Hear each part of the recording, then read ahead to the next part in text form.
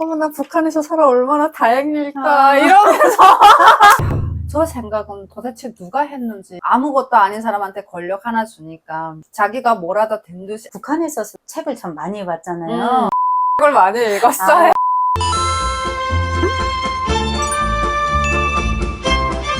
요즘 TV를 통해서 지금 여러분들도 다 아시겠지만 북한에서 지금 삐라를 막 몇만 개씩 지금 한국으로 보내고 있는데 깜짝 놀랐어요. 그러니까 삐라를 보냈다는 얘기를 유튜브를 통해서 봤어요. 봤는데 어물풍선을 보냈다는 거예요. 그 얘기를 듣고 야, 정말 국가망신을 시키는구나 라는 생각을 했죠. 사실 우리가 살면서 그 정도로 경우가 없지는 않아요, 북한 사람들이. 근데 어쨌든 북한 정권은 극단적인 방법으로 자신들이 존재를 가시한단 말이에요. 그래서 나는 이런 외교가 무슨 도움이 될까? 외교도 아니죠. 어쨌든 이런 보여주기식이 그 나라에 과연 누구로 돌아올까라는 생각을 했어요. 근데 저희 엄마가 그러더라고요. 야, 저 생각은 도대체 누가 했는지. 그러니까 예. 그 어물을 거기에다 쓸어 담느라고 동원된 사람들이며 그 아이디어를 어물을 담아서 진짜 정말 상상이 안 가요. 그죠?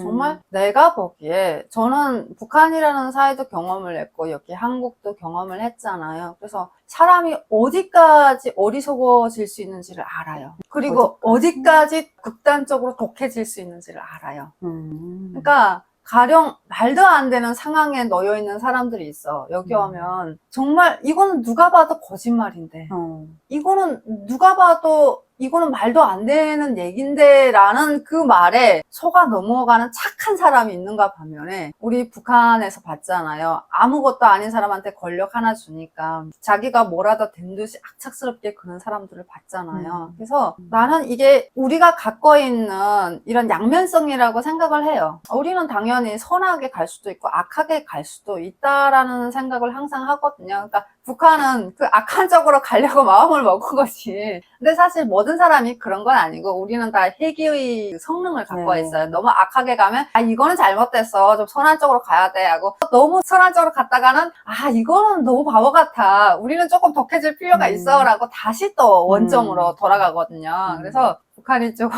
강수를 두는 게 아닌가. 저는 그거는 정말 잘못된 생각이라 생각해요. 어물풍선은 차라리 거기에 풍선을 날려보내되 좀 더 다른 그럴듯한 문구라든지 물건들이 들어 있었다면 어땠을까. 그랬으면 좀 더 사람들의 생각도 바뀌지 않았을까. 근데 저는 오히려 김정은이 이번에 어물을 내려보냄으로 해서 정말 북한이 그 저급한 근데 원래 그런 저급한 외교를 하잖아요. 낱낱이 보여준 것 같고 북한이 지금 왕따잖아요. 그치, 잃을 게 없는 국가인 거예요. 그러니까 누구도 안 놀아주고 그쪽에서 그렇게 행포를 부려도 북한은 잃을 게 없는 국가예요. 그래서 그런 식으로 자신의 존재감을 가시하는 거죠. 착하게 있어봐요. 가난하고 거의 문제가 있는 북한인데 놀아주지 않아요. 가만히 있으면 그렇게 잊혀져 가는 거예요. 그러니까 잊혀지지 않기 위한 일종의 몸부림인 거죠. 저는 그렇게 생각해요. 우리 장혜영은 북한에 있을 때 혹시 뭐 삐라 같은 거 본 적 있어요? 나는 삐라를 본 적은 없는데 들었어요. 저희 이모가 강원도 부근에서 살았었거든요. 근데 그때 삐라가 굉장히 많이 들어왔대요. 나한테 하는 얘기가 빵도 같이 들어왔었다는 거예요. 근데 그 사촌 동생이 있는데 항상 밖에 나갔다는 그 빵을 줘가지고 들어왔다고 하더라고요. 이모가 많이 혼냈대요. 왜냐하면 어쨌든 적대 국가에서 보내는 물건인데 잘못 먹고 죽으면 어떡하냐. 빵에 독약이라도 있을까봐. 삐라에? 네, 그런 물자에 독약이라도 있을까봐 이모는 혼냈다고 하던데 어쨌든 여러 다양한 간식들을 많이 보내왔다라는 얘기를 하더라고요. 그리고 삐라에 대해서도 얘기를 했는데 삐라질이 얼마나 좋은지 막 불에 태워도 잘 타지가 않는다 이런 얘기를 하시더라고요. 그래서 저는 상상이 안 되는 거예요. 삐라라는 게 우리가 일반적으로 생각하기엔 종이잖아요. 아니 종이를 어떻게 하면 안 타게 만들 수가 있지라는 생각을 막 했었던 기억이 나요. 나는 삐라를 본 적은 없어요. 삐라에 어떤 문구가 씌워져 있다 이런 거는 혹시? 문구가 씌워져 있는데 김정은이나 김씨 가문을 욕하는 문구라고 말을 했어요. 근데 구체적인 내용을 언급하지는 않았어요. 북한 사람들도 그런 정도까지는 알고 있다. 그러니까 김씨 일가를 욕하는 내용이 들어있었고, 너희가 김씨 일가에 다 속는 거다 지금 뭐 이런 내용이 들어있었다고 하더라고요. 구체적인 삐라의 내용에 대해서는 저한테 이야기를 안 해줬어요. 장희 씨 생각에는 북한 주민들이 그 삐라를 보면서 정치적 식견이 바뀐다고 생각을 해요? 나는 그렇게 생각하지 않아요. 삐라라는 게 일종의 선동 사업의 일환이에요. 그래서 적국에 대해서 잘 모를 때는 그런 것들을 들여보내면서 우리나라 이렇게 잘 먹고 잘 사는 나라다. 너희가 생각하는 너희 나라 너무 안 좋은 사회야 라고 말을 해줄 수 있어요. 그리고 이런 전쟁 상황에서 상대 국가에 대해서 잘 모를 때는 이런 삐라가 큰 역할을 한단 말이에요.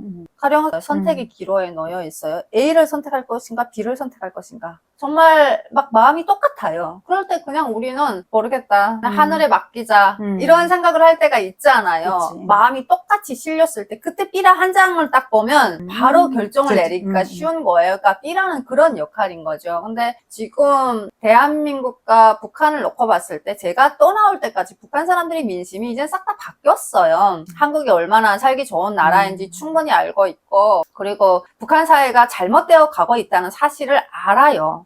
알매도 불구하고 이제는 우리 모두가 목소리를 높일 수 없는 상황에 놓여 있는 거죠. 그러니까 예전이라면 목소리를 조금 높일 수가 있었는데 이게 3대로 내려오면서 체제가 너무 견고해졌고, 여기에서 나서서 목소리를 높였다가는 우리 가문이 다 죽는 그렇지. 길이니까 사람들이 그런 대의보다는 자신의 안전을 선택한 거예요. 사람들이 다 알고 있단 말이에요. 알고 있는 상황에서 굳이 너희는 머슴이야, 너희는 정말 잘못 살고 있는 거야 라고 말해봤자 그 사람들이 누구 약 올리나? 누구 모르나? 그러잖아도 지금 삶이 팍 파가고 앞이 없어서 죽겠구만. 왜 이런 처치는 소리를 하지? 이렇게도 들릴 수가 있다는 거죠. 그래서 저는 삐라의 효능은 지금 상황에서는 잘 맞아떨어지지가 않지 않나. 근데 여전히 보내시는 분들이 있으니까 또 그분들도 그들만의 생각이 있겠죠.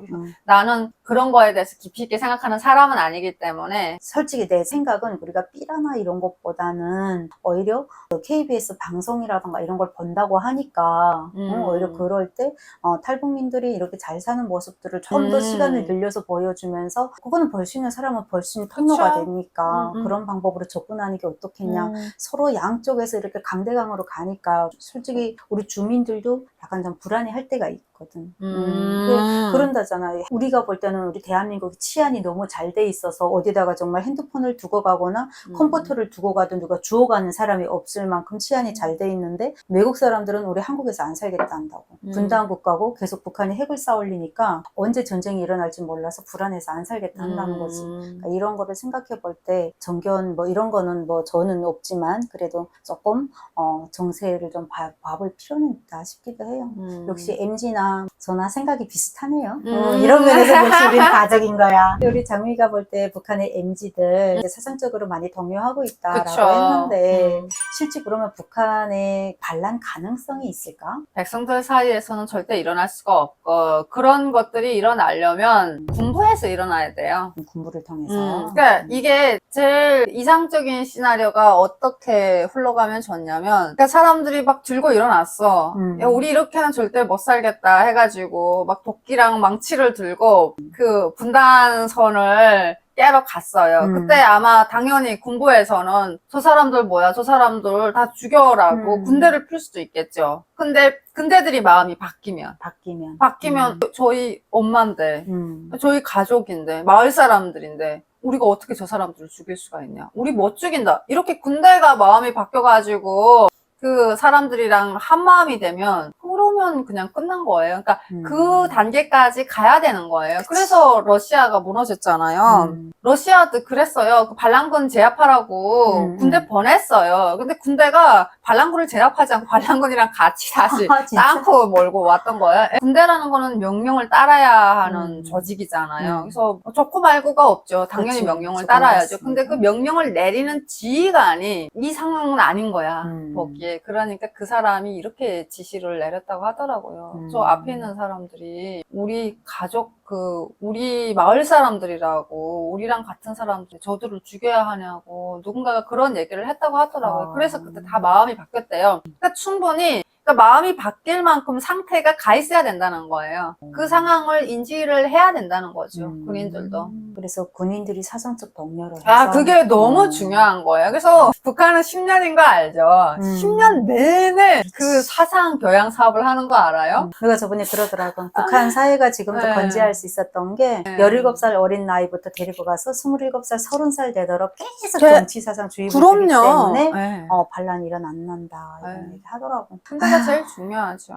그러니까 반란이 일어나려면 그렇게 일어나야 되는 거예요. 그러니까 네. 우리 장미양과의 토크는 너무 난이도가 높아서 아유, 무슨 제가 또 정말 난이도가 높아요. 많이 배우는 것 같습니다. 이 친구가 진짜 어디 가서 강연을 하고 한다면 얼마나 수준 높은 강연을 할지 기대도 됩니다. 북한에서 책을 참 많이 봤잖아요. 좀 읽었죠. 어떤 책들을 많이 봤어요? 저는 자기계발 책은 안 보고요. 연애 책을 많이 읽었어요. 연애 책.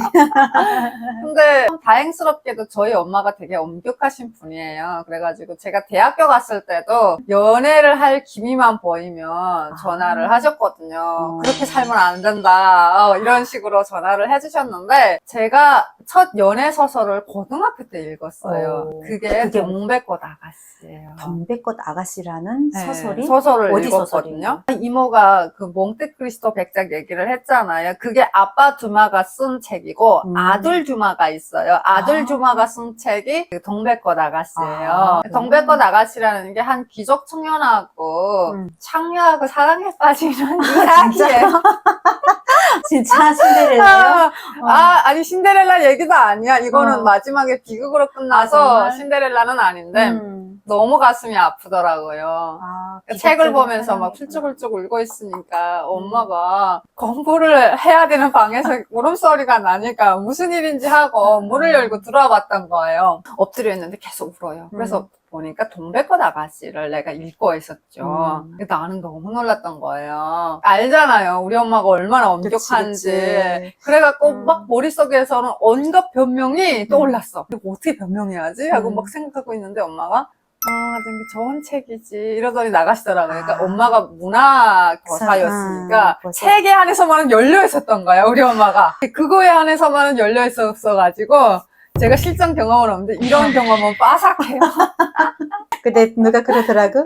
책을 많이 본 사람들은 공산 세계에서의 그런 사랑을 많이 접했기 때문에 현실이 와닿지가 않는다고. 그래서 문제가 있어. 예쁜 사랑을 못한다고 그러긴 하던데. 괴리가 있으니까. 그렇게 연애 소설을 참 많이 읽었어요, 저는. 그리고 연애 소설을 읽다가 처음으로 그런 소설이 아닌 거를 읽었던 게 세븐 해비츠라는 책을 읽고 참 감명을 받았고, 그리고 앵무새 죽이기라는 책을 그때 읽었어요. 앵무새 죽이기? 왠지. 그거는 앵무새라는 게 정말 우리한테 노래만 해주는 착한 새거든요. 근데 사람들이 그 앵무새를 죽인다는 거예요. 그러니까 왜? 그게 미국에서 흑인들에 대한 이런 막 중어 사상이 만연할 때 그런 인종차별적인 내용을 다룬 책이에요. 예. 그래서 그때 참 감명이 깊더라고요. 그래서 책이라는 거는 이런 식으로 우리한테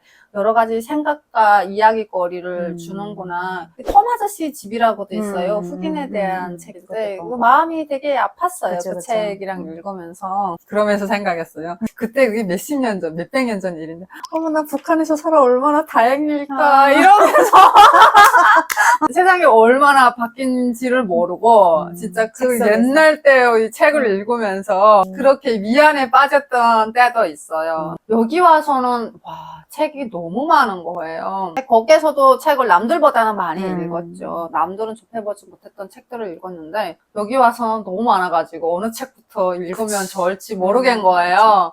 그래서 오빠가 추천해준 책 몇 개랑 몇 가지 읽었던 책이 사피엔스라는 책이에요.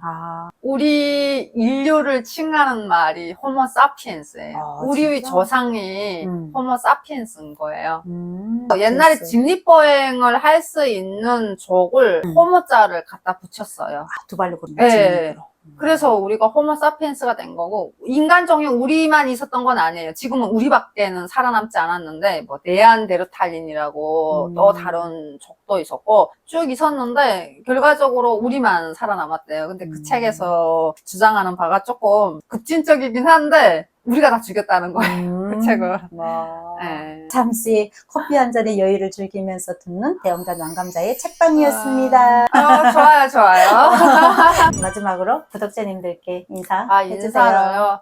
안녕하세요, 구독자 여러분. 저희 이모 채널 시청해주시고, 저도 많이 사랑해주셔서 너무 감사드립니다. 사실, 이 영상을 찍기 전에 이모가 저한테 했던 얘기가 있어요. 구독자분들이 장미양 뭐하고 있냐, 한번 얼굴을 뵙고 싶다라고 말을 많이 했었다 해가지고 이 채널에 출연을 하게 됐는데, 일단 이모랑 함께 이렇게 보내는 좋은 시간을 가졌고 많이 시청해 주시고 구독, 좋아요 눌러주시면 감사하겠습니다. 네, 여러분 다음에는 우리 장미양의 더 큰 성과로 찾아뵙도록 하겠습니다. 그래서 우리 자주 만나 뵙도록 하겠습니다. 여러분 감사합니다.